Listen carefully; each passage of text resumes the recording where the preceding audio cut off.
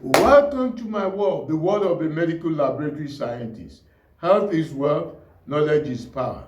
Frailty, biomarkers, and sarcopenia.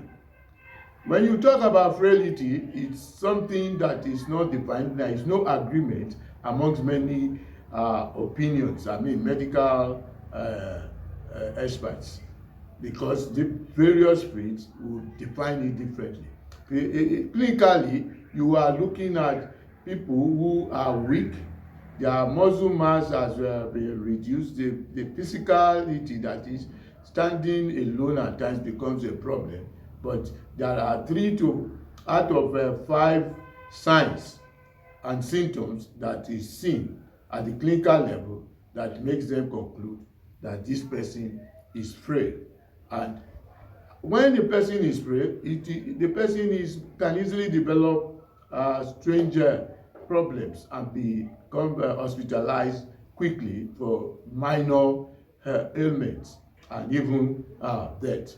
But the good news is that this thing can be managed and return the person back to normal by controlling the values or those things that are found to be reducing or needs to be taken care of to become a better person in terms of health. The Canadian Frailty Network defines frailty as a medical condition that has to do of reduced health and reduced function in older individuals. But when you are not talking of biomarkers, you are coming closer to the laboratory biomarkers. Certain biomarkers have been linked to frailty. For example, when you are talking of inflammation, you could check for the interleukin 16. Also, you could also perform the C-reactive protein test, as well as those days up to now, ESR, electrolyte sedimentation rate, that really, though not very specific, but it has been linked to this frailty inflammation, that once you see it, you start probably suspecting that the person is gradually becoming frail. And what needs to be done is to address the underlying factors. Those the remain. You can also talk about the metabolism, where we talk about glycated hemoglobin. You experience, the result you get is that they have high glycated hemoglobin, they have low albumins, their vitamin D is also low. There are so many things that could be checked in the lab for frail people, and that are being linked to frailty, which, if we make effort at correcting them, the person becomes healthier and the conditions improve. But when this thing is left unattended to, then it is like you are having a prognosis of the person dying within a short period of time when compared to others, the people.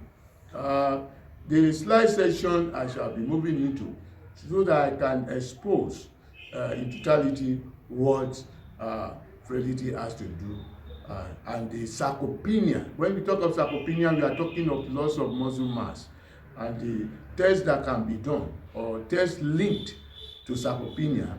There is also the interleukin 17 and other tests that I will expose in the laboratory diagnosis of something that looks like frailty. But like I will always say, if you like my presentation, press the like button, subscribe, and more healthy opinions and facts will be exposed to you. The outline: objective, introduction, signs and symptoms, laboratory diagnosis and management. The objective: to expose what determines frailty clinically, its various stages, and how sarcopenia is a contributing factor, laboratory diagnosis and management. The introduction: Canadian Frailty Network defines frailty as a medical condition of reduced function and health in older individuals. Older adults living with frailty are more susceptible to large declines in health from minor illnesses such as the flu or adverse events like fall. If they fall, the serious implication is that they don't easily get over it. People who are frail usually have 3 or more of 5 symptoms that are used for clinical diagnosis. These are 1. Unintentional weight loss, 10 or more pounds within the past 10 years. 2. Muscle loss. 3. And weaknesses, a feeling of fatigue. 4. Slow walking speed. And 5. A low level of physical activities. The laboratory diagnosis involves testing for some laboratory biomarkers associated with inflammation, like Professor Taffeng informed that these are common things as one goes older in age. Inflammation is a very common phenomenon, and at times to prevent autoimmunity, where you now have your body attacking itself. That is self autoimmunity.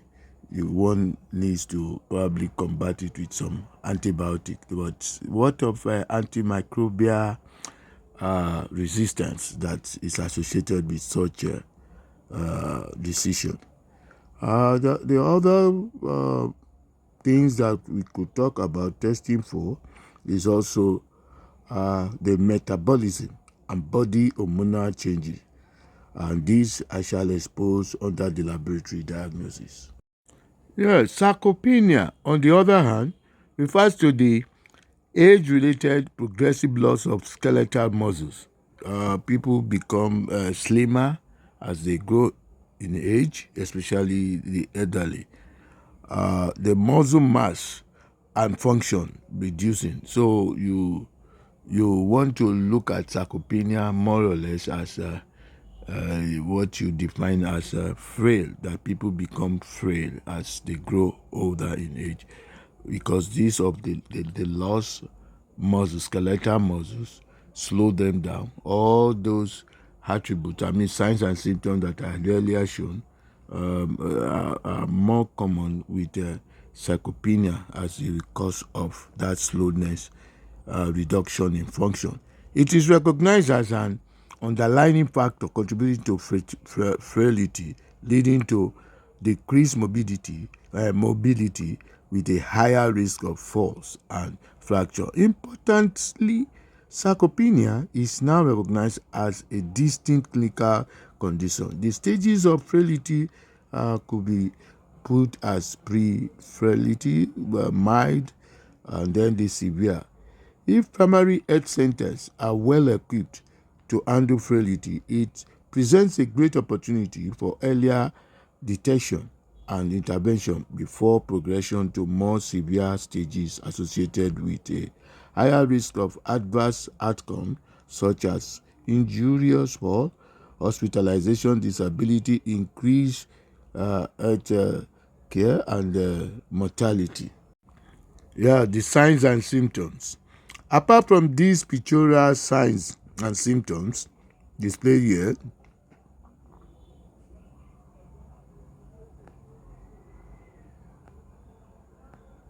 secondary signs are: 1. Balance issues. They keep tripping and having frequent falls. Slow recovery from minor illnesses. As earlier explained, once they experience minor infection or problems, they don't recover quickly. Mental and social changes. You start having memory slips and even depression, isolation, loneliness, loss of independence. They need somebody all the time to be by their side. Laboratory diagnosis. The blood tests of inflammation. Inflammation is very common as we go, because of the body becoming a very easily agitated, reacting, the stress level. One is easily stressed, and other things, the pro-inflammatory substances, mediators are increased in number. So the anti-inflammatory mediators are reducing. So a little threshold is just a very little threshold to be stressed, and you can see it in elderly people. They are easily stressed, and that inflammation is part of the test that one can do to check if there is a link to their frailty. That is, you do the interleukin-6 and the C-reactive protein. The also one could do the L interleukin-17 and TGF beta 1. These are also useful for sarcopenia check.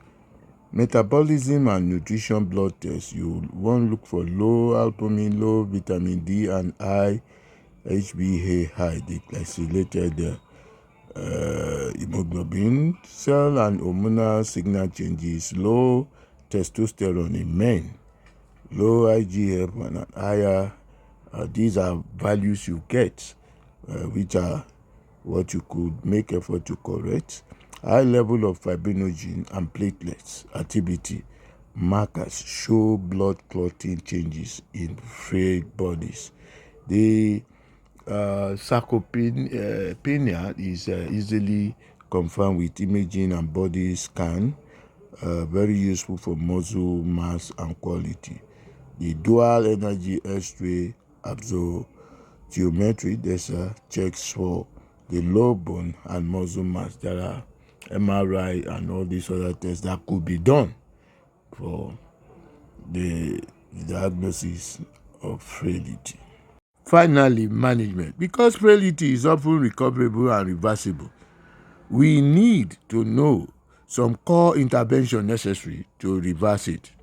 These has to do with physical activity. Like I've always been saying, the physical activity is very necessary to combat this slowness in movement or what have you. Because once your body start getting used to a sedentary life, it's very easy to lose that physical activity, and then the person finds it difficult to really move quickly. So when one is frail, then the physical activity there is a need for more exercises combined with balance and aerobic training to build muscle strength and mobility. So the physical activity is very necessary, no matter what, so to overcome it. Then we can also talk of nutrition support, where we are talking of antioxidant more, those that will be anti-inflammatory. Antioxidants are very helpful and anti-inflammatory. Protein supplementation also alongside exercise. Fall prevention, where we check that the areas are free, not their level, and you don't have sudden depression or somebody falling easily. And then there's a need for that social support to prevent loneliness.